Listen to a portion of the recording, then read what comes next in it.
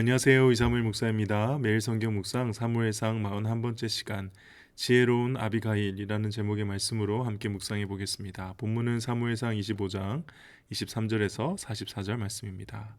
오늘은 다윗과 나발과 아비가일 두 번째 이야기인데요. 나발과 그 남자들을 다 죽이러 가기 위해서 다윗이 400명의 병사를 이끌고 가던 중이었죠. 그리고 아비가일은 그 소식을 듣고 다윗을 달래기 위해서 여러 가지 음식들을 준비하고 예물을 준비해서 다윗을 찾아오던 길에 다윗과 아비가일이 서로 마주치는 장면에서 끝났습니다. 아비가일이 23절에 보니까 아비가일이 다윗을 보고 급히 나귀에서 내려 다윗 앞에 엎드렸다 되어 있습니다.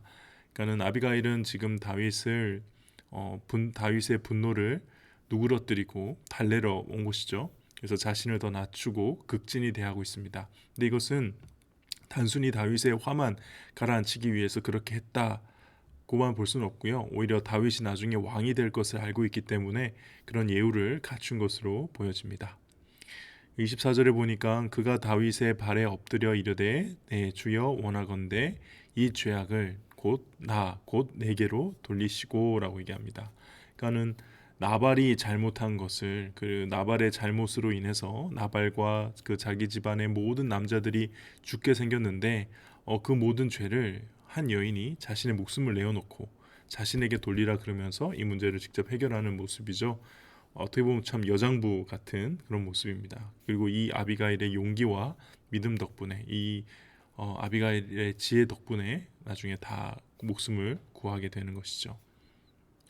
25절에 보니까 원하옵나니 내 주는 이 불량한 사람 나발을 개의치 마옵소서라고 하고 있죠. 몇 번 나왔던 표현입니다. 무익한 남자, 무익하다, 무가치하다, 벨리알의 아들, 벨리알의 사람. 이거 홈리와 비느하스에게도 이 표현이 쓰여졌던 그 표현입니다. 이 불량한 사람 나발을 개의치 마소서. 그리고 그 다음에 계속해서 나오죠. 그 이름이 그에게 적당하니 그의 이름은 나발이라. 참 이름대로 미련하게 행동했다는 겁니다. 그리고 계속 이어서 25절 뒤에 이어서 나옵니다. 여종은 내 주께서 보내신 소년들을 보지 못하였나이다. 그러니까 다윗이 보낸 소년들을 나발을 만나고 있었을 때, 그래서 나발이 거부하고 거절하고 다윗을 모욕할 때 자기가 그 옆에 있었다면은 절대 그런 일 없었을 텐데 저는 그걸 보지 못했습니다. 어떻게 보면 그걸 보지 못한 저의 불찰입니다. 이렇게 자신의 잘못으로 자꾸 돌리면서 이제 사죄하고 있죠. 용서를 구하고 있죠. 26절입니다. 내 주여 여호와께서 살아계심을 두고 맹세하노니 내 주도 살아계시거니와 내 주의 손으로 피를 흘려 친히 보복하는 일을 여호와께서 막으셨으니. 참 이 표현은 다윗이 그동안 사울을 보복하지 않았던 계속 이유 중에 하나였죠. 하나님이 내가 친히 보복할 필요 없다. 하나님이 보복하신다.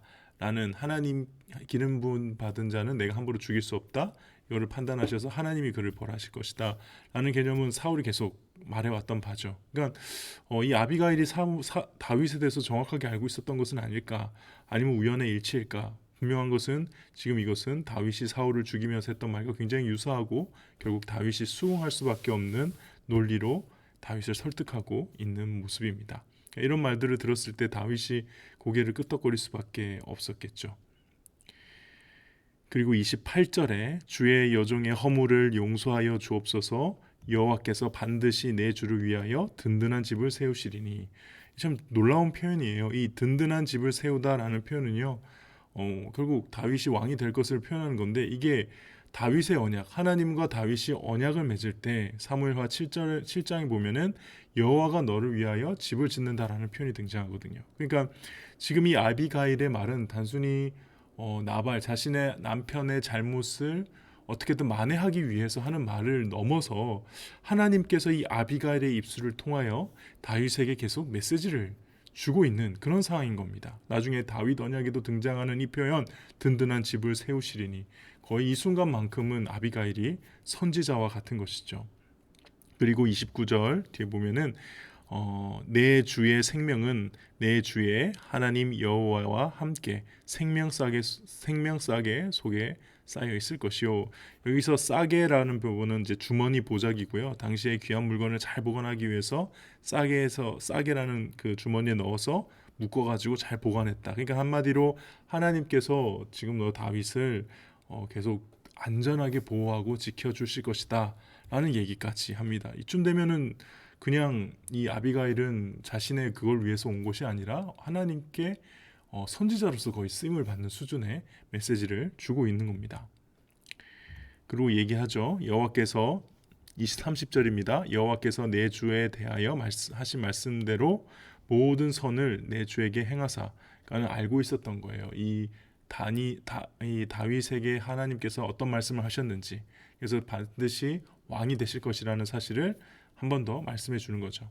내 주를 이스라엘의 지도자로 세우실 때, 왕이라고 하지 않았던 이유는 아마도 당시에 사울이라는 진짜 일단 왕이 있었기 때문이고, 또한 진짜 왕은 전에도 한번 표현했죠. 진짜 왕은 하나님이시고 이스라엘의 왕은 그 하나님으로부터 세움받은 일종의 대리자가 이스라엘의 왕이기 때문에 이런 표현을 쓴 것 같습니다. 그래서 31절에 내 주께서 무죄한 피를 흘리셨다든지 내 주께서 친히 보복하셨다든지 함으로 말미암아 슬퍼하실 것도 없고 내 주의 마음에 걸리는 것도 없으시리니. 그러니까 이 말들은 다 그건 거죠. 걸리는 것은 이제 장애물, 넘어지게 하는 것인데요. 만약에 지금 나발을 죽이게 되면 복수를 했기 때문에 마음은 시원할지 몰라도 나중에 그것 자체가 왕이 될 다윗에게 큰 오점이 될 장애물이 될 수도 있다는 사실을 얘기를 해주는 것이죠. 그리고 다만 여호와께서 내 주를 후대하실 때에 원하건대 내 주의 여종을 생각하소서.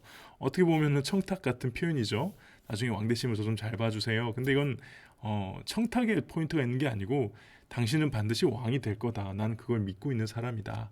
다윗의 자존감을 매우 세워주는 지혜로운 발언입니다. 또한 동시에 아까 계속해서 이 아비가일을 통해 하나님께서 다윗 너는 왕이 될 거다라는 사실을 알려주시는 것이죠. 32절에 다윗이 아비가일에게 이르되 오늘 너를 보내어 나를 영접하게 하신 이스라엘 하나님 여호와를 찬송하리로다. 이것을 다윗이 깨달은 거예요. 아비가일이 와서 지금 하는 얘기를 쭉 들어보니까 이건 그냥 목숨을 건지기 위해서 우리 좀 살려주십시오 하는 수준이 아니라 오히려 마치 하나님의 말씀을 담아 대언하는 선지자 같은 느낌. 그래서 오늘 하나님께서 너를 나에게 보내셨구나. 그러면서 찬송하리로다, 칭찬할지며 복이 있을지로다. 이거 다 똑같은 바라크라는 표현입니다. 무릎을 꿇다, 축복하다, 찬양하다. 이 모든 일들이 지금 하나님의 섭리 안에서 일어난 것이고, 그러므로 하나님을 찬양하는 것이고, 또 이 지혜로운 여인의 이 지혜로움도 하나님으로부터 온 지혜이기 때문에 그런 아비가일을 칭찬하고 축복하며 이야기하는 것이죠. 그리고 마지막 35절 뒷부분의 끝에 보면은 내 청을 허락하노라, 네 얼굴을 들게 해주겠다. 한마디로 네가 요청하는 것들 내가 다 받아주겠다라고 하며 끝이 납니다. 그리고 나서 아비가일이 돌아갔는데 어떻게 하고 있어요? 잔치를 베풀고 있습니다. 놀고 있어요.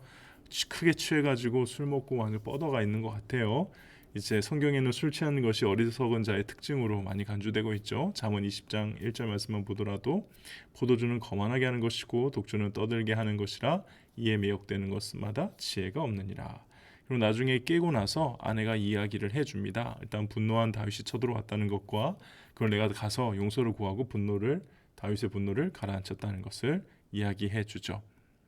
그렇게 되자 이제 37절 뒷부분에 보면은 그가 낙담하여 몸이 돌과 같이 되었더니, 아마도 강한 정신적인 충격으로 인해서 어떤 전신마비와 같은 질병에 걸린 것 같아요. 그리고 결국 하나님이 그를 치셔서 열흘 만에 죽게 됩니다. 이 치다라는 표현은요, 상처내다, 쳐부수다라는 표현인데 보통 하나님의 징벌 행위를 나타내는 단어로 성경에서 많이 쓰입니다. 그렇게 나발이 죽었다함을 들었습니다. 39절에 나발이 죽었다함을 다윗이 듣고 이르되 나발에게 당한 모욕을 갚아주사. 갚아준다는 것은 복수해준다는 의미가 아니고요. 이 단어는 시시비비를 가려주셨다라는 표현입니다. 그러니까는 하나님께서 공정한 재판장이 되어주셨다. 다윗의 신앙에 있어서요, 가장 중요한 것 중에 하나가 언제나 하나님을 재판관의 자리에 두시는 거예요. 그래서 그 하나님 보시기에 잘못된 것을 하지 않으려고 발버둥 치죠. 그리고 나서 좀 이야기가 이상하게 흘러갑니다. 다윗이 그 아비가일을 자기 아내로 삼죠. 아마도 일단 아비가일이 과부가 되었다는 것으로 인해 과부가 되었기 때문에 아내로 맞이해도 되긴 하죠. 근데 이제 다윗의 아내인 미갈이 있는데 이 미갈이 이미 다른 사람과 결혼했음을 오늘 본문 44절에 알게 해주죠. 그러니까 다른 사람 아내가 결혼한 상황이었기 때문에 특별히 지금 그렇게 광야에서 돌아다니고 있는 상황 속에서 이 아비가일을 아내로 삼은 것 같고요. 그리고 나서 또 이스라엘의 아히노암, 이 사울의 아내가 아히노암인데요. 그것과 구별하기 위해서 이 이스라엘이라는 지명을 붙였는데 이 이스라엘도 그렇고 이 아까 나발이 있었던 지역도 그렇고 이게 다 헤브론에서 가까운 곳이거든요. 그러니까 나중에 헤브론에서 유다의 왕이 되지 않습니까? 그때 많은 유다 사람들을 같은 편으로 끌어들이는데 어떤 배경이 되는 사항들이 이제 만들어지면서 오늘 본문이 끝이 납니다. 오늘 본문에서 묵상해 볼 것은 첫 번째는 다윗의 마음을 녹이는 이 지혜로운 아비가일의 언변입니다. 특히 하나님의 시각으로 다윗을 바라보고 있고요. 다윗이 수긍할 수밖에 없는 논리로 다윗을 설득하고 위로하고 또 세워줍니다. 이런 참 지혜로운 모습들을 보면 그러니까 정말 강한 것은 뭐 남을 억누르고 남에게 시원하게 복수하고 사이다 같은 발언하고 그런 게 아니고 참 상대방의 마음을 이렇게 세워주고 높여주고 그 사람이 정말 갈급해하는 것을 이렇게 얻게 해줄 수 있는 그런 게 정말 지혜로운 언변이 아닐까. 아비가일이 참 그런 말을 오늘 참 잘했던 것 같아요. 물론 하나님의 지혜로 그런 것을 한 것이겠지만요. 두 번째 다윗의 반응입니다. 다윗은 이 아비가일의 말을요, 자신을 무서워하는, 그러니까 되게 죽기 싫어서 자기 가정들이 이제 몰살당할 것을 두려워해서 와서 막 살려달라고 하는 수준의 말로 여기지 않고 이건 하나님이 자신에게 주시는 메시지다. 저 사람 하나님이 보내주신 사람이다라고 여겼다는 거죠. 그러니까 다윗의 어떤 이 지혜로움도 여기에 있다고 볼 수 있습니다. 그 누구라도 하나님이 저 사람을 통해서 나에게 말씀하실 수 있다라는 이 겸손함을 가지고 있는 것. 그리고 세 번째, 다윗은 여전히 광야를 떠돌고 있지만은 계속해서 하나님이 왕이 될 것이다. 왕이로서 난 너를 세웠다라는 메시지. 그러니까 너는 언제 어디서나 왕이어야 하고 왕으로서 행동하고 결정해야 됨을 이 아비가일을 통해서 한 번 더 깨닫게 해주셨다는 것이죠. 네, 오늘 묵상은 여기까지입니다. 기도하겠습니다.